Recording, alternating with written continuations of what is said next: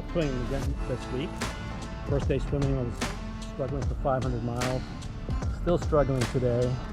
I don't know, I took my 4th swim this week, but I did break 1,000 miles, or 1,000 yards, and it was super slow. And I filmed it, see how my technique came out. I've got these great bone conduction earphones. I got a bunch of music loaded onto it, and works great in the water. I can hear it clearly. It's a wonderful thing. I think next time I'll put a book on tape on it. Maybe that'll let me swim a little longer. Stay tuned.